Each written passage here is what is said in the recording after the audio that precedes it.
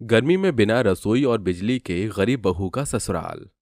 अरे यार कौन सी ड्रेस पहनूं? डेट पर समझ नहीं आ रहा। 1 घंटे में अरुण मुझे पिक करने आ जाएगा। अब मैं क्या करूं? मालकिन, ये लीजिए आपका जूस। अच्छा हुआ विनोद तुम आ गए। मेरी मदद करो ना, मुझे समझ नहीं आ रहा कि मैं क्या पहनूं। इतनी सारी ड्रेस ने ना कंफ्यूज कर दिया है मुझे। मालकिन, आप पर तो हर रंग खिलता है, आप कुछ भी पहन लीजिए। विनोद कितनी बार कहा है तुम मुझे मालकिन मत बोला करो। भले ही तुम मेरे घर में काम करते हो, लेकिन तुम बचपन से यहाँ हो। हम बचपन से एक दूसरे के साथ कितना खेलते थे। मैं तुम्हारी दोस्त हूँ, समझे? अब बताओ क्या पहनूं? आप ये पीला वाला पहन लीजिए। सही कहा तुमने। लेकिन मुझे तो पार्लर भी जाना है विनोद। मैं आधे घंटे में पार्लर से आ रही हूँ। अगर अरुण आ जाए तो उसे नीचे वेट करने के लिए बोलना। विनोद तारा को जाता देख बस मुस्कुराते रहता है। विनोद भले ही बचपन से तारा के सालीशान घर में नौकर का काम कर रहा था, लेकिन कहीं ना कहीं वो तारा को पसंद भी करता था। लेकिन अपनी हैसियत के चलते ये बात आज तक विनोद तारा से कह नहीं पाया। ओ नो, अरुण की गाड़ी। लगता है अरुण घर आ गया। तारा जैसे ही अपने कमरे में जाती है तो देखती है कि उसका बॉयफ्रेंड अरुण उसके ही कमरे में बैठ अपने दोस्त आकृति के साथ काफी ज्यादा क्लोज है। ये देख। तुम क्या कर रहे हो मेरे कमरे में बैठकर किसी लड़की के साथ? छी, तुम्हें शर्म नहीं आई? 2 हफ्ते बाद हमारी शादी होने वाली है और तुम जैसा समझ रही हो वैसा नहीं है। मैं तो क्या हुआ मालकिन, आप चिल्ला क्यों रही हैं? सब ठीक तो है ना? मैं सोच भी नहीं सकती अरुण, तुम इतनी गिरी हुई हरकत करोगे। निकल जाओ मेरे घर से। आज से हमारा रिश्ता खत्म। क्या कहा तुमने? हमारा रिश्ता खत्म और ये घर तुम्हारा है? भूल गई तुम्हारा स्वर्गवासी पिता मुझ पर कितना भरोसा करते थे कि उन्होंने सारे बिजनेस की भागदौड़ मेरे हाथों में दे दी, और इसी का फायदा उठाकर मैंने सारी प्रॉपर्टी और बिजनेस अपने नाम कर दिया। अगर तुम मुझसे शादी नहीं करोगी तो तुम्हें इस घर से जाना होगा। मैं सोच भी नहीं सकती थी कि जिस इंसान पर मैंने इतना भरोसा किया, जिससे मैंने इतना प्यार किया, वो इतनी नीच हरकत करेगा। तुम्हें ये प्रॉपर्टी और घर चाहिए ना, रख लो। मुझे इनकी जरूरत नहीं है। कोई तो होगा जो मेरा हाथ थामेगा। यहाँ मेरे सिवा कोई भी नहीं है तुम्हारा हाथ थामेगा जो। तारा काफी दुखी थी कि तभी तारा विनोद को देख उसके पास जाती है। विनोद, क्या तुम मुझसे शादी करोगे? मालकिन, ये आप क्या कह रही हैं? मैं आपसे कैसे शादी कर सकता हूँ? बचपन से दोस्त हैं हम, एक दूसरे को काफी अच्छे से जानते हैं। प्लीज मुझसे शादी कर लो। यही औकात है तेरी। देखो कैसे नौकर के सामने गिड़गिड़ा रही है शादी करने के लिए। ये बात सुन विनोद को काफी गुस्सा आता है और वो तारा की आंखों में आंसू नहीं देख पाता और शादी के लिए हाँ कर देता है।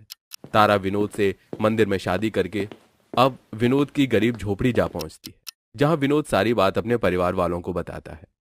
उसे उसके किए की सजा जरूर मिलेगी। आप परेशान मत होइए, ये आपका ही घर है। मैं आपका बिछौना लगा देती हूँ, आप थोड़ी देर आराम कर लीजिए। विनोद के परिवार वालों का इतना प्यार देख तारा को अच्छा लगता है और वो अब सो जाती है। ये क्या प्रसाद, तू सिर्फ 2 ही समोसे लाया। मालकिन का इसमें क्या ही पेट भरेगा। माँ, मेरे पास से 20 रुपए ही थे और एक समोसा भी 12 रुपए का है। 4 रुपए उधारी करके आया हूँ मैं। अरे मालकिन, आप उठ गई। माँ जी, अब मैं इस घर की बहू हूँ, कोई मालकिन नहीं। आप मुझे मेरे नाम से पुकार सकती हैं, और आप सब भी। आप लोगों से जो भी मेरा रिश्ता है वही कहकर मुझे पुकारिए, मुझे अच्छा लगेगा। ठीक है बहू, जैसा तुम कहो। ये लो तुम्हारे लिए, नाश्ते में मैंने गर्मा गर्म समोसे मंगवाए हैं। लेकिन क्यों माँ जी, घर में नाश्ता नहीं बना क्या? हमारे यहाँ के समोसे काफी बढ़िया होते हैं, इसलिए सोचा कि क्यों ना तुम्हें समोसे का नाश्ता करवा दे। अपनी सास की बात सुन तारा काफी खुश होती है और नाश्ते में अब समोसे खाती है। थोड़ी देर बाद जब तारा बाहर आंगन में जाती है तो देखती है कि तारा की जेठानी अनामिका बाहर कड़ी धूप में 2 ईंट पर पतीला रख के कुछ नीचे लकड़ियों में आग जलाकर उसे खाना बना रही है। ये देख तारा काफी हैरान होती है। ये आप क्या कर रही हैं? क्या घर में चूल्हा नहीं है? इस तरह खाना कौन बनाता है ईद पर? सही कहा तारा तुमने, घर में चूल्हा नहीं है। और सिर्फ चूल्हा ही नहीं, हमारे घर में तो रसोई भी नहीं है। सारा सामान हम पन्नियों में रखते हैं और ये 2 ईंट ही हमारा चूल्हा है। गरीबी इतनी है कि घर में आज तक एक छोटी सी रसोई भी नहीं बनवा पाए। अनामिका की बात सुन तारा को काफी बुरा लगता है। सुबह से शाम हो जाती है लेकिन तारा के घर में बिजली नहीं जलती। ये देख तारा। कल मैं काफी ज्यादा परेशान थी, इसलिए मैंने इस बात पर गौर नहीं दिया। कल से तुम्हारे घर में बिजली ही नहीं जली। क्या यहाँ बिजली कई दिनों तक चली जाती है क्या? बिजली होगी तो ही जलेगी ना, हमारे घर बिजली नहीं है। ये तुम क्या कह रहे हो? इतनी गर्मी के मौसम में तुम सब फिर बिना बिजली के कैसे गुजारा करते हो? 2 वक्त की रोटी खाने को मिल जाती है, यही बड़ी बात है हमारे लिए। अब तो हमने बिना सहूलियत की चीज के गुजारा करना सीख लिया है। पहले बिन रसोई और अब बिना बिजली का ससुराल देख तारा को काफी अजीब लगता है।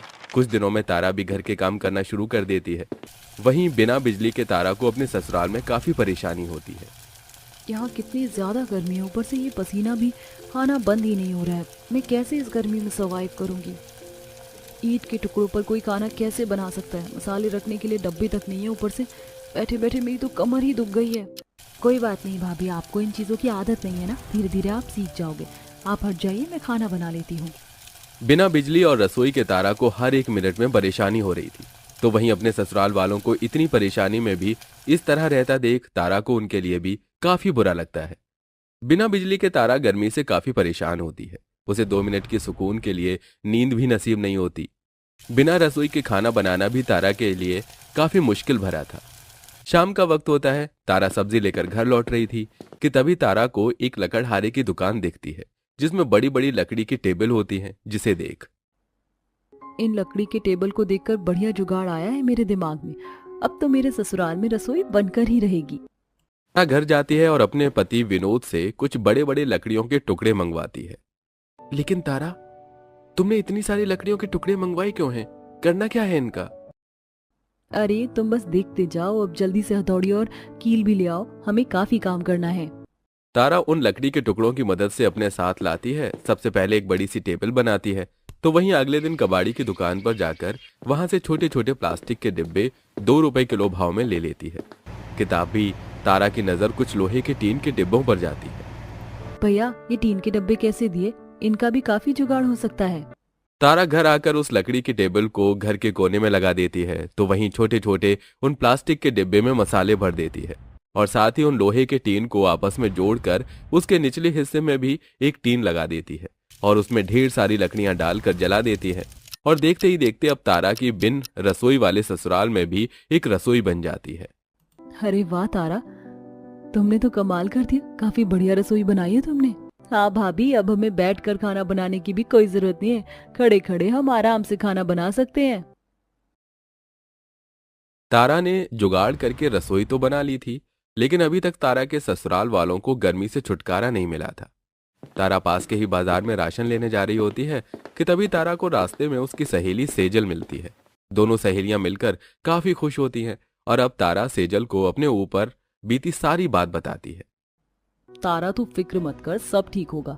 जानती हूँ, वैसे तो आजकल क्या कर रही है?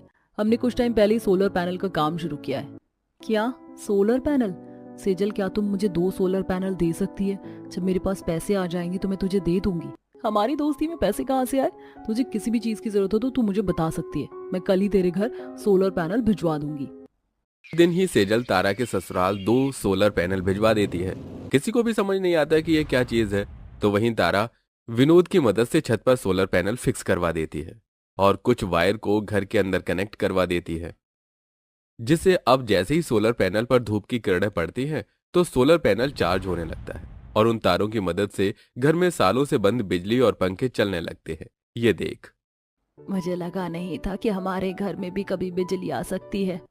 तुम तो सही मायने में लक्ष्मी निकली बहू। पहले रसोई और अब ये बिजली। तुम्हारा बहुत बहुत शुक्रिया बहू। शुक्रिया कैसा? मैं अपने परिवार के लिए क्या इतना भी नहीं कर सकती? घर में बिजली आने की खुशी में तारा आज सबके लिए कुछ मीठा बनाती है। सबसे पहले कुछ ब्रेड के टुकड़ों को कढ़ाई में डाल तारा उस पर थोड़ा डाल देती है और साथ ही रंग के लिए हल्की सी हल्दी का इस्तेमाल करती है। और जब सब तारा की बनाई हुई ये होममेड मिठाई खाते हैं तो चाची चाची, ये मिठाई तो काफी ज्यादा टेस्टी है, ऐसा लग रहा है कि मैं रसमलाई खा रहा हूँ।